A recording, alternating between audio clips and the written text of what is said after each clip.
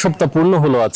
গত রোববার থেকে বৃষ্টিপাত শুরু হওয়ার পর এখন পর্যন্ত সেটি অব্যাহত রয়েছে, যার ফলে কক্সবাজার জুড়ে বন্যা পরিস্থিতির সৃষ্টি হয় এবং এই বন্যার পানি কিছু কিছু আস্তে আস্তে নামতে শুরু করেছে এবং উজান থেকে যে পানি নেমে যাচ্ছে সেই দৃশ্য আমরা দেখতে পাচ্ছি। এখন একেবারে তীব্র গতিতে সমুদ্রের দিকে ছুটে যাচ্ছে বন্যার যে পানি সেটি, এবং এরই ফলে কিন্তু কক্সবাজারের বিভিন্ন এলাকায় যেখানে পানিতে ডুবেছিল সেগুলো আস্তে আস্তে বন্যা পরিস্থিতি কিছুটা উন্নতি হয়েছে, স্বাভাবিক হতে শুরু করেছে মানুষের জীবনযাত্রা।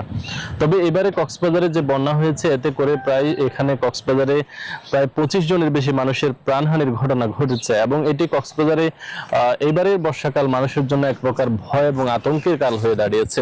তবে প্রশাসনের পক্ষ থেকে যে পরিমাণ সহযোগিতা দেওয়ার কথা, সরকারের পক্ষ থেকে যে বরাদ্দ দেওয়ার কথা, সেটি আসলে মানুষ সেভাবে পায়নি, যার ফলে কিন্তু এখানকার মানুষের মাঝে বেশ খুব রয়েছে। তারা বলছেন যে বন্যায় প্রশাসনের হিসেব অনুযায়ী 1.5 লাখ মানুষ পানিবন্দী থাকলেও সরকারি সহযোগিতা এসেছে মাত্র 30 লাখ টাকা, যা একজনের ভাগে মাত্র 20 টাকা করে পড়ে।